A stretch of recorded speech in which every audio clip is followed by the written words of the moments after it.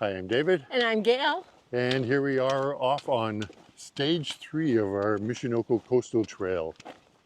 And we're just right now leaving the rather sumptuous hotel, the Hotel Grotto Shinchi.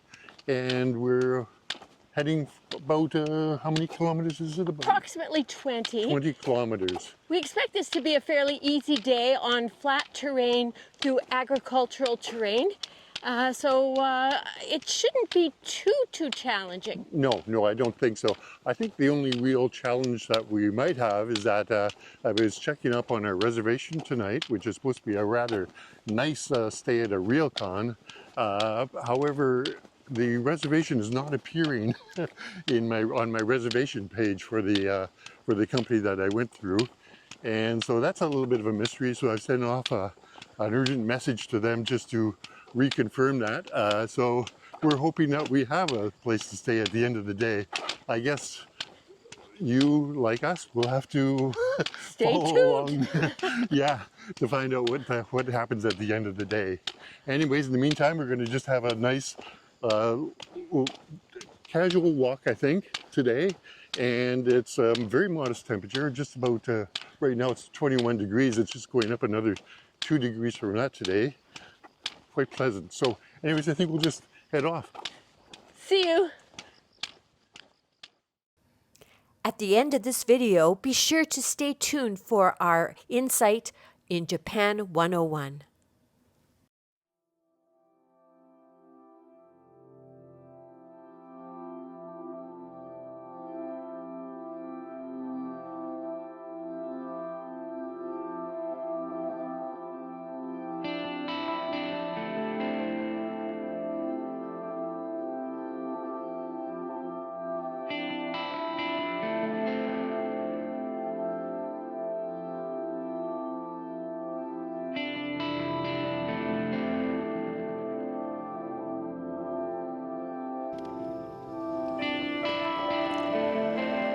Well, David and I have completed 2 kilometers from our hotel and are now at the trailhead for stage 3 of the Michinoku Coastal Trail. Here is the symbol of the trail, the trail marking. Over here to this direction is where we would have come had we correctly walked over the mountain, and we're continuing as through walkers. But now we are going to go on trail, and we're going to be going in this direction, starting alongside this pond.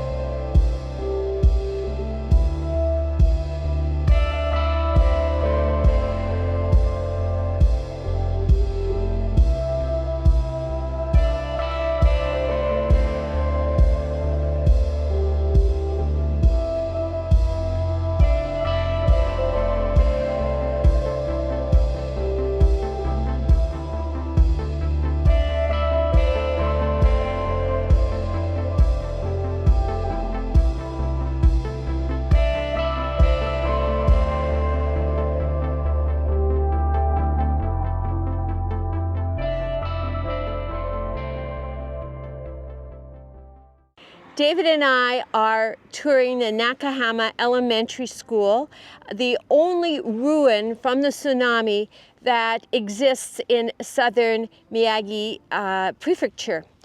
This is really a success story of how good design and good administration saves lives.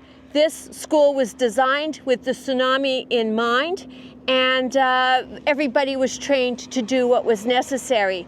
As a result, the students in attendance, as well as people from the town who took refuge here, all survived. 90 people in all.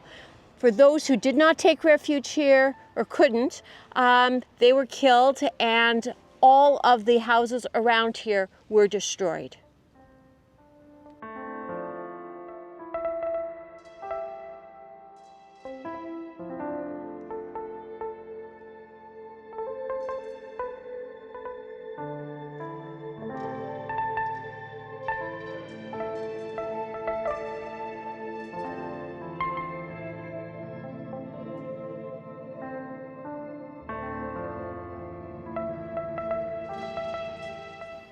Apparently here on the main floor, the 4th grade calligraphy class was underway during the big earthquake. The students took refuge under the desks. They have daily practice to do that. And after the tremor stopped, they were directed by their teachers to go up to the 2nd floor to safety.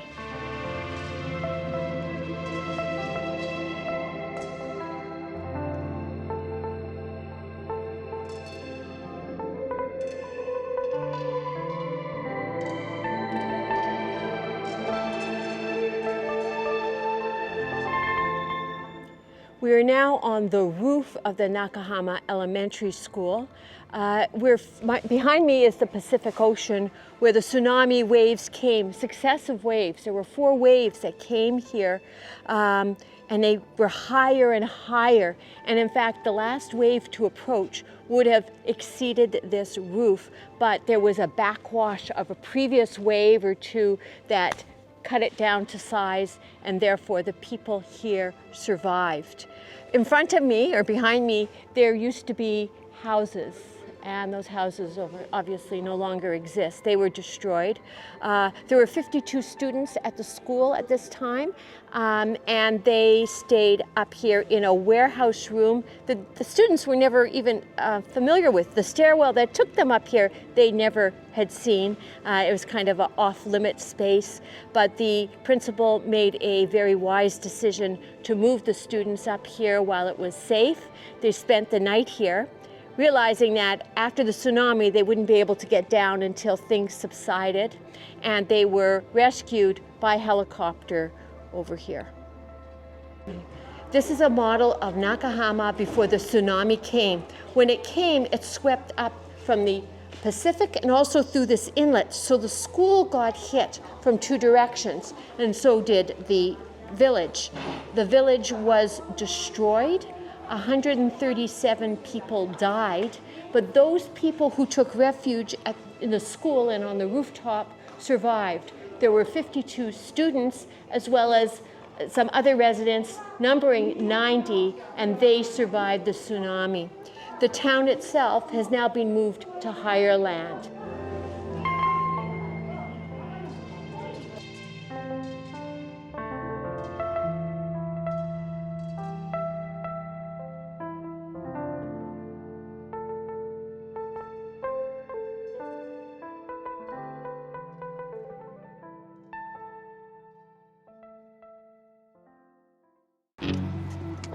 The school is a good reason to take this part of the trail. Very interesting.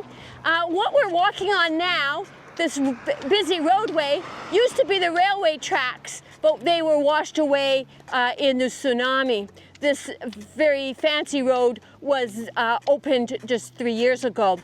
It serves as the second embankment or second dike to the Pacific Ocean. There is a seawall closer to the water.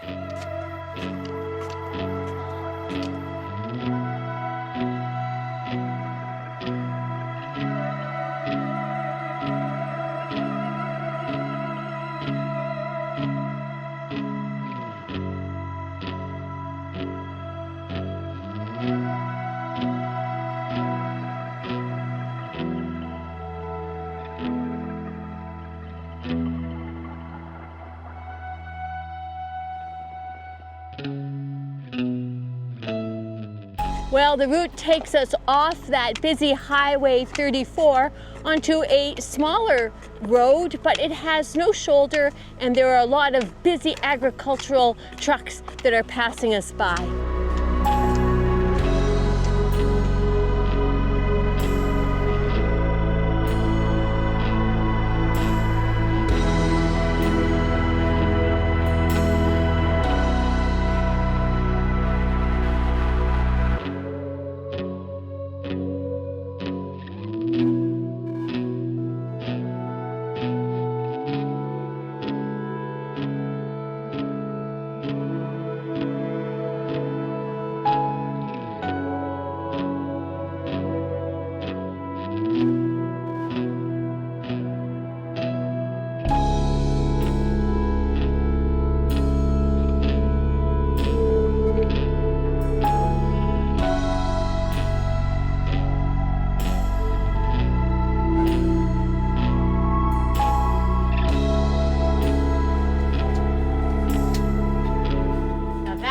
unexpected treat.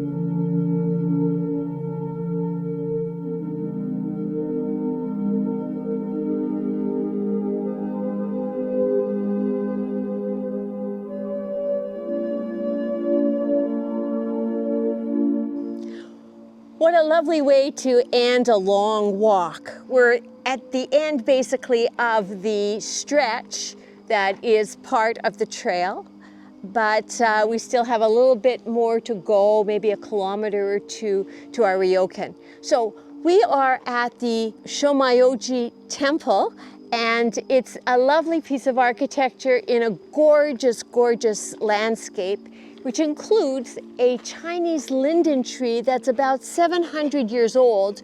It is a natural monument of Japan.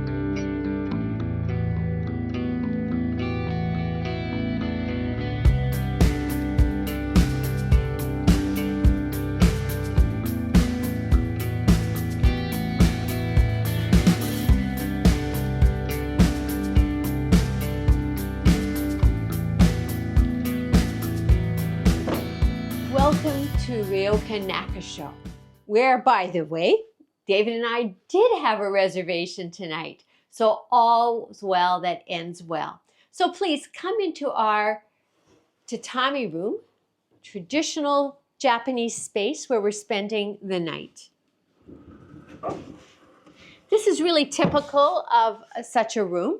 We've experienced these before in earlier visits to Japan.